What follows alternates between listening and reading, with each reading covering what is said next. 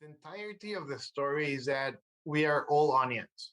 You can disagree with the smell, you can disagree with the flavor, but at the moment that we start taking away, all that baggage that we have around us, that hard skin, that, terrifying moments, that anxiety, and we start getting closer and closer and closer to the center, the thing that we can actually cook and prepare and add spices and flavors. That's the real you. That's, like right now, you're just peeling the onion, meaning that you're taking away layers of things that you need to do in order to be a resident. But the important thing is that you need to think about the cooked dish, the final steps that you're going to be doing with your life. The match is not. The IMG Roadmap is the only podcast dedicated to coaching international medical graduates in success blueprints for this unique pathway. I am Dr. Nina Loom, your host, a previous IMG turned hospital medicine physician, healthcare administrator, speaker, and coach. I empower, encourage, and equip you with actionable steps that you can take towards the residency position of your dreams. Hello, guys, and welcome to another episode of the IMG Roadmap podcast. Today's guest is unique. I actually met him this year in 2022, which is the time we're recording, but this is going to come out in 2023. He's Dr. Ilan Shapiro. He is actively involved in creating binational public health programs that reach Hispanic communities across the border, both borders between Mexico and the United States. He's an IMG and he's a pediatrician. He's the founder of Alter Med. He graduated from Anahuac University in Mexico, and he'll tell us more about his medical background. But I'm so excited to have him because he's done tremendous work in aligning IMGs in the workforce. He's done so much work around working with medical underserved communities, which, as you know, a lot of us IMGs tend to gravitate towards working with federally qualified health clinics or primary care settings. And he's one of those people who has expanded that whole arena. I'm so happy to have you, Dr. Shapiro. Welcome to the IMG Roadmap podcast. How are you doing today? Very happy to be with you and everybody that is listening in today. And just to highlight, the founder is Mr. Cástulo de la Rocha, and I have the pleasure to work in Alta Med for the past almost 7 years. And right now I'm serving as the Chief Health Correspondent and Medical Affairs Officer. Awesome. Thanks for that clarification. So give us some idea of your background as an IMG and where you're at today. I was born and raised in a small city called Mexico City, and I had the pleasure to do my MD degree over there. As an international medical graduate, and especially in Mexico, I got to actually be part of small town medicine to actually, the colossal city of Mexico City, and, understanding the details of that part. I love the clinical work. As a medical student, I was very aligned with emergency procedures. I love actually, the Red Cross in Mexico, it doesn't do only blood things, but also disaster relief and all other trauma-related things. And I love doing that part of things. I finished my MD degree, and I had the opportunity to work as the liaison between the Secretary of Health from Mexico for the World Health Organization.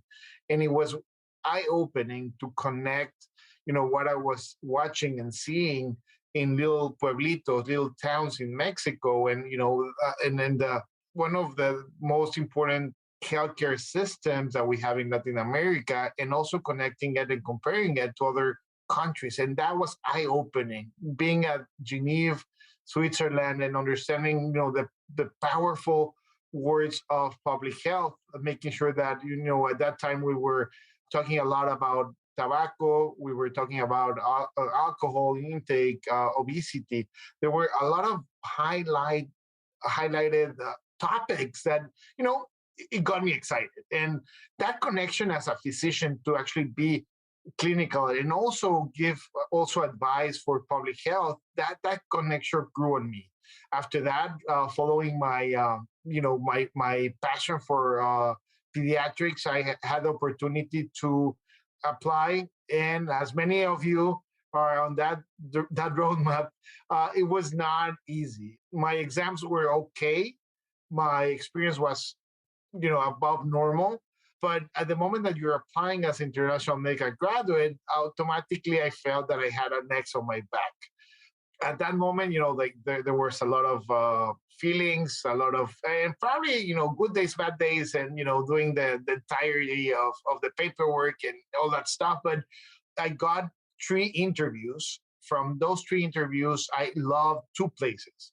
One was in Chicago, the other one was in Miami. And I really thought that I was going to end up in the Miami one. I did all the checklist of rotations, letters, being present, being available for the residents, all the checklists that we do. And at the moment that I was kind of, it was early 2008. And, I received my match letter and it said Chicago.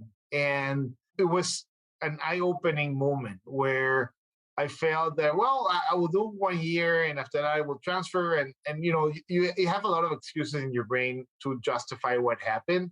But on reality, it was the best experience in my life being in Mount Sinai Hospital in Chicago. It was eye-opening. It was everything that I dreamed, and the connection grew on me. It's or even City Hospital has tons of history created specifically because once upon a time in the US, a lot of physicians that had different religions or actually had a different color of skin could not practice medicine in big hospitals. Then other hospitals started actually allowing and created actually for any doctor to actually practice medicine and help the community. And that was part of Mount Sinai's history. Then I was serving a big chunk of Hispanics, a big chunk of Black population, and other people that were coming from many places of the world. And it was eye-opening. I was delighted to the point that, I had the opportunity at that moment to actually understand that there's a lot of things that we can do as physicians, and especially that spice that we bring as international medical graduates actually flourished there because it's not that I spoke Spanish, but I could relate with someone that was coming from Ethiopia or actually someone that was coming from Russia and have that conversation, the cultural part of being, a little bit intrigued on, tell me, and how you cure this or how has it been? And especially with kids. And having that connection was amazing. Wow, that's amazing. I did not know that about the history of Mount Sinai Hospital in Chicago. So that's really interesting because that's new information for me as well. But I agree with you that being an IMG allows you the opportunity to understand your patients a little bit more. You have a little bit more empathy, has been my sort of observation, is because of everything that you go through as an IMG. And like you said, going through that roadmap of trying to get a position, it allows you to be empathetic, to be patient, to be hardworking, to be efficient. It gives you a little bit more of an edge when it comes to the kind of work that you do. So I really resonate with that as well. I like when you mentioned, having just maybe a little bit above average, maybe having okay scores, because that also becomes a thing that a lot of IMGs just get bogged down by is their performance, is maybe they, compare themselves with what they think they should be or who they think they should be. And sometimes it's almost absurd how we think we must perform to get in. And that's because of the system that we're in and everything that we're being told. But can you expand a little bit on what IMGs can take away, especially when they're feeling that pressure of not having performed as well as they would have wanted to? What is your advice for that? A couple of things that pop into my mind. The first one is you need only one place. You need a place that will allow you to be yourself and for yourself to be joyful and happy. Then that's the first thing that was guiding me because I applied as many people, like for 400,000 different residency spots. Probably, most of them didn't even try to send me a letter of thank you for trying or something. Then that's the first thing. You need only one spot for your residency. Then my first advice is make sure that when you're applying, apply for places that are aligned with you. For me, I was looking for a city that had an international airport, that was very in tune with the community and had a diverse background. That's the stuff that I was looking for as a preference. There's things that you cannot change. And if they're measuring you only by your exams, that's a place that it's already creating barriers. But if that's a place that you want to be, try it. You never know. And right now, I think we're a 50-50% of getting in as international medical graduates. Then there's a space for us and there's a need for us. And the thing is, we do need to do the checklist, and also very important, the human connection.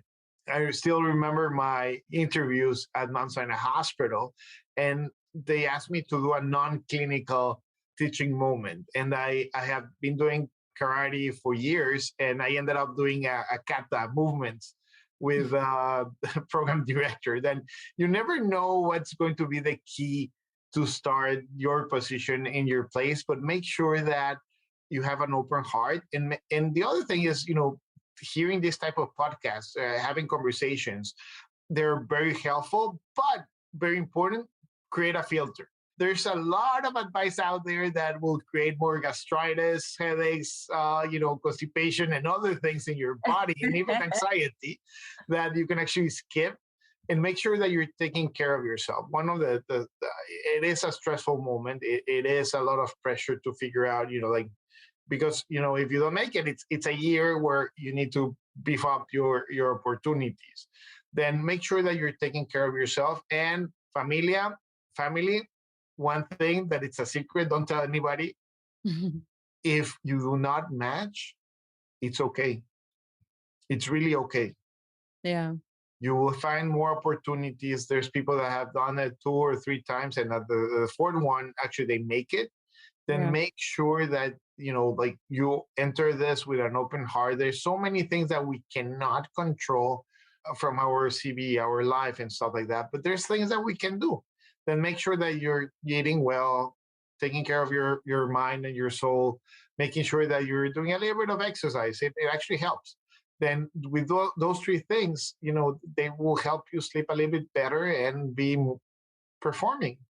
And the last one is that in case that you didn't match, make sure that you try to understand what happened. And if you do not have an answer anyway, create a plan on how to beef up your opportunities. If you like a hospital, if you like a program, make sure that you're around that program, and make sure that you look for observerships or rotations or volunteering, because the human connection, they are way more powerful than any number of your exams. Then at least you want the opportunity to interview, and after that, everything it could be aligned. Yeah.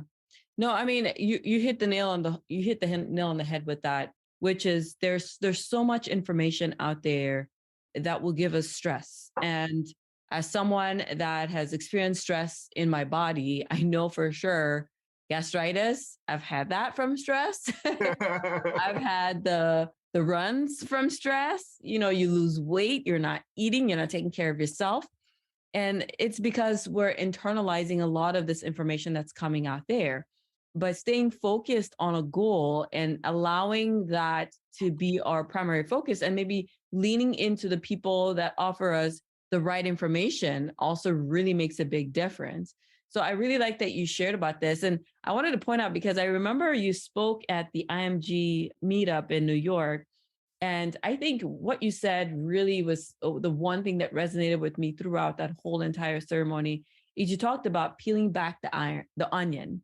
And it was such a perfect analogy for who we are as international medical graduates. And even in your life, I can see how, as a person from Mexico City, which is not a small city, by the way, even though that's a small town, it's not small, moving into the United States and now offering, public health campaigns using media to reach patients and people, and just educating the communities, both Spanish-speaking and English-speaking communities.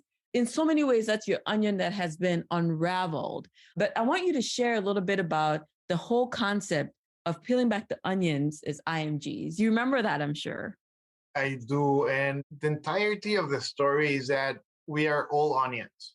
You can disagree with the smell, you can disagree with the flavor, but at the moment that we start taking away, all that baggage that we have around us, that hard skin, that, terrifying moments, that anxiety, and we start getting closer and closer and closer to the center, the thing that we can actually cook and prepare and add spices and flavors. That's the real you. That's, like right now, you're just peeling the onion, meaning that you're taking away layers of things that you need to do in order to be a resident. But the important thing is that you need to think about the cooked dish, the final steps that you're going to be doing with your life. The match is not your life. The barriers and that stuff, they're growing pains. Those are the tears that you shed at the moment that you're peeling the onion. Then Right. there's tons of things out there that you can do in order to cook your dish the way that you like it, with the flavors that you want and the things that you bring to the table. And that's what everybody needs to be feeling and doing, because that's the way that we grow. And there will be growing pains. That's part of what we do, and what it's part of life.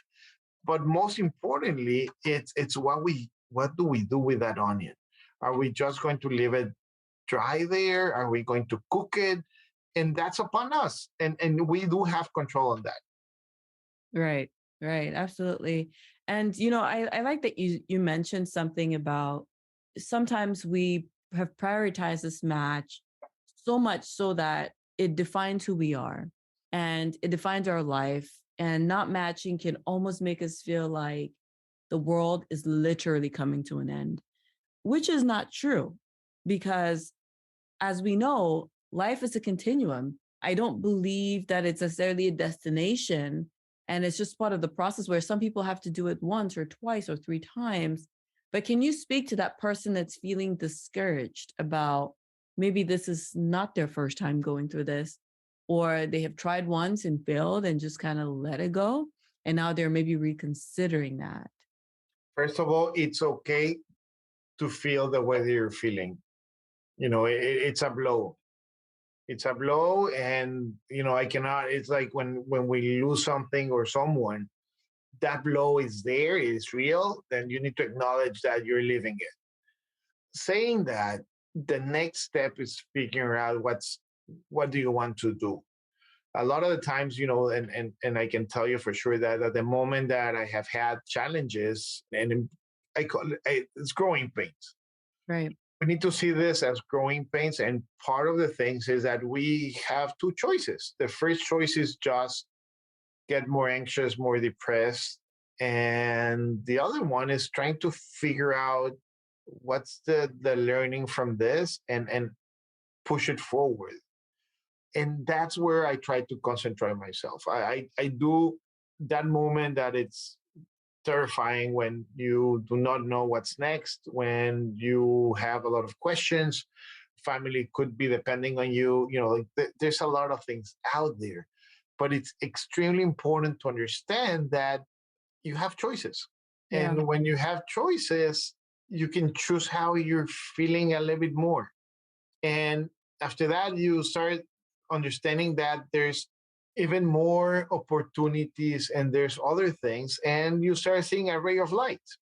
And Right. after seeing the ray of light, you start thinking, well, okay, let's figure out what's the next observership, what's the next rotation, what else can I add to that CV that can make a difference for me and my family, or for me as a doctor. And it's okay to think a lot of things. And one of them is understanding that you're already a doctor. That thing nobody can take away from you. Then that's an amazing, powerful thing. Mhm. Then understand where you're coming from, what things you have created, and push it outwards. Send an SOS signal to your destiny, and put getting control again. Yes, Yeah. you have like a flat tire, yes, but the rest of the car is working. Then that's the thing that you need to concentrate right now. Right. Absolutely. No, 100%. Thank you for sharing that with us. Now, let's gravitate into some of the work that you do with and for IMGs. Can you share with us a little bit some of your recent projects or things that you're working on? We are doing a lot of things.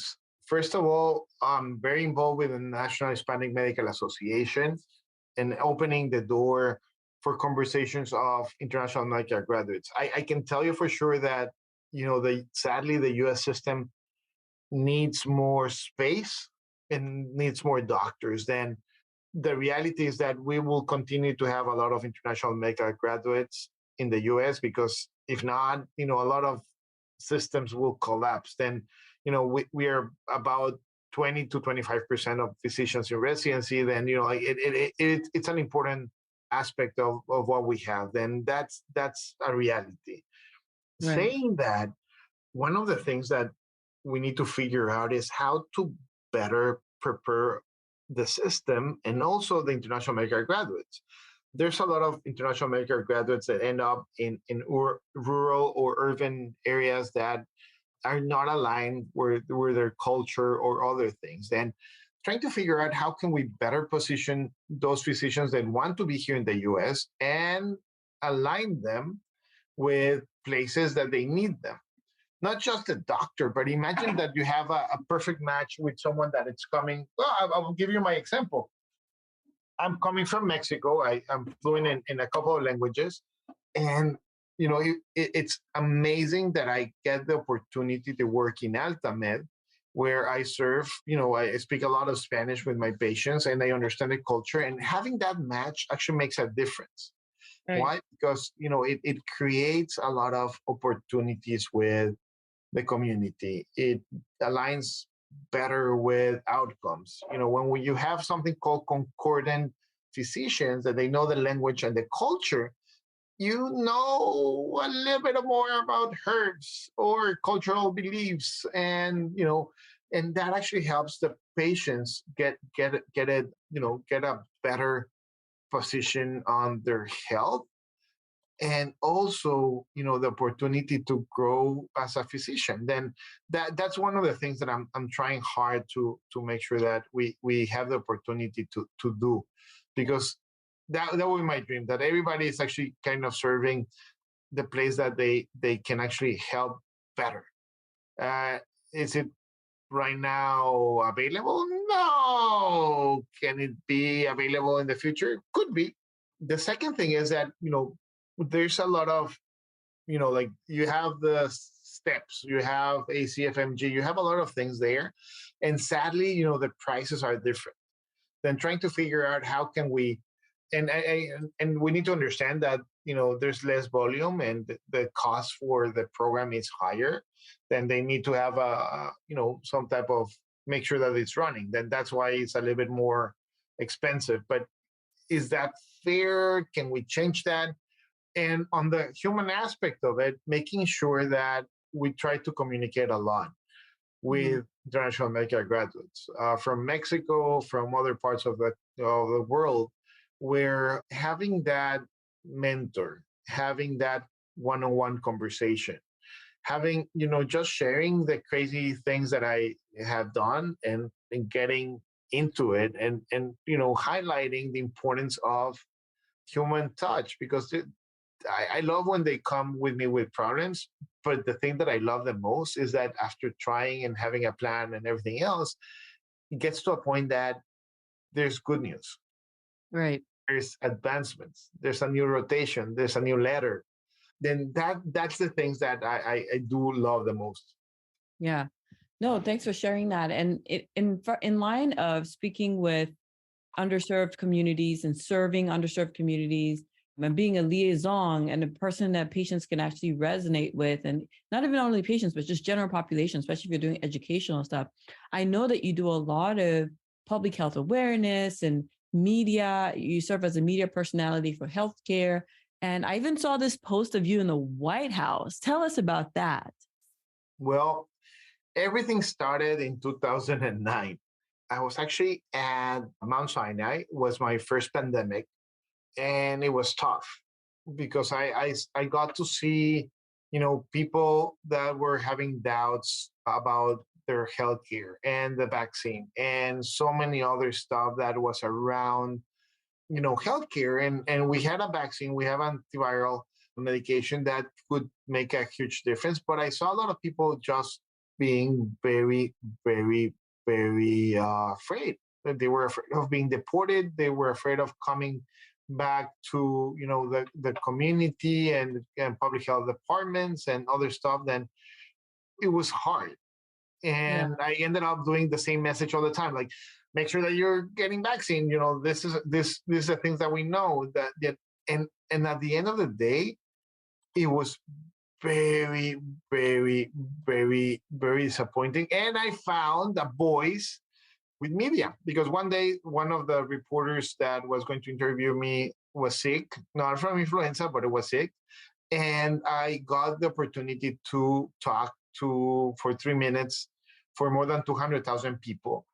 And that actually created a moment in my brain that if I could combine clinical work and also share important information to our community, that was a great match. Then that's the way that kind of started that brick of things. And in 2011, President Obama invited a lot of Hispano leaders to actually go to the White House and start conversations regarding Hispanic health, creating a lot of opportunities for public health programs and stuff like that. And it worked. And after that, I found amazing partners and communities, and it was great. It was mind blowing. And the picture that I have there in Instagram, it's from a couple months back. I had the opportunity to go and talk regarding COVID-19 strategies and stuff like that. It was April. Then we had like the rest of the year to go, and there were, the boosters were coming, bivalent were coming. There were a lot of things that each community has like a way to get the message, and also each community also has fears, specific fears and misinformation for it. Then I had the pleasure to talk about the Hispano community and opportunities for that. Wow. Wow. No, that's amazing. And I think it's very inspirational for all of us IMGs who have intentions of doing great work within our communities and even beyond our communities, both immediate and international, that it is possible. Because at the end of the day, I think sometimes we can get so stuck in the right now and focus on this immediate goal that we forget that, like you said, our purpose is bigger than us. It's beyond just getting into residency. Yeah, it's getting to residency because we have these other goals to achieve. And we want to change the face of medicine, or we want to add to the landscape of healthcare, or we want to, help our communities in the areas that we originally came from, which is something that I resonate with as well. And the whole purpose of doing this whole IMG Roadmap podcast. So, I really enjoyed having you on today and learning about the work that you do from yourself, as opposed to just reading about you and listening to you from the stage. But before we let you go, I have a few more questions to ask you. And these are more sort of like, rapid fire questions to get to know the other side of Dr. Shapiro, because we've learned about Dr. Shapiro, the activist. We've learned about the former IMG who is giving back to IMG communities and bridging the gap and providing clinical opportunities for IMGs. We've heard about you as a pediatrician, as a person who had a limited number of interviews and then eventually made it into residency. But we just want to know the fun things, right? So if we had to ask you just a few rapid fire questions, you were not prepared for this because it never came to you in the pre-interview email, but just a few questions. So tell us, what's your favorite food? My favorite food would be tacos. Tacos. I love tacos. Yes. And I love actually doing asado, that it's kind of the Mexican barbecue. Then I love cooking and doing my stuff over there and serving it. All right. What's your favorite type of music? Oh, probably salsa. Yeah. Yeah, I can see that. I can see you salsaing, if that's a word, salsaing. I love it. I love it. I love it. Yeah. What do you do for fun? I love cooking with the family. That's one of the things that I love doing the most. I love hiking. And every morning, I try to at least well, it's not every morning, but 4 to 5 times a week, I try to make sure that I run to the gym at least 1 hour. And that's kind of the start of the day. Awesome. We love it. And now, what's your piece of advice for international medical graduates who are still in the process coming up? What's your mantra for success for them? Everything happens for a reason, and you need only one residency spot. That's it. I agree. 100%. 100%. All you need is one. So despite the rejections that you get, despite the negative press that you read and everything else that surrounds you and all the people you know who have not made it through, all you need is one. Thank you so much for joining us today, Dr. Shapiro. It's been a pleasure of mine to have you on the podcast. I'm so excited for all the work that you're doing, and we continue to follow you. I'll have Dr. Shapiro's Instagram information, his website, all down in the comments, but I would like for you guys to go ahead and follow him. He's on Instagram as Dr. Shaps. So this Dr_SHAPS. He's definitely Instagram verified, so you would not miss him. And I'll have his links and his website information down below. And for those of you who have the special ability of speaking more than one language, he has so much information in English and in Spanish as well. He's definitely our social justice, innovative, motivational speaker and physician. And I want you to follow him and stay connected with him. I'm sure he would be happy to let you know how they can best reach you, Dr. Shapiro. What's your preferred method of communication for the audience that wants to reach out to you? Instagram works amazingly well. Then I'm there completely for all of you. And make sure that you send me tough questions and anything that you want. And I try hard to make sure that if someone actually needs, the conversation, we can actually make it. Absolutely. So we'll have all Dr. Shapiro's contact information down below, especially his Instagram, because I think that's his preferred method. And I'll be so delighted that you come again in the future and we could do a follow-up of this and another follow-up and another follow-up. Thank you for coming. Pleasure as always.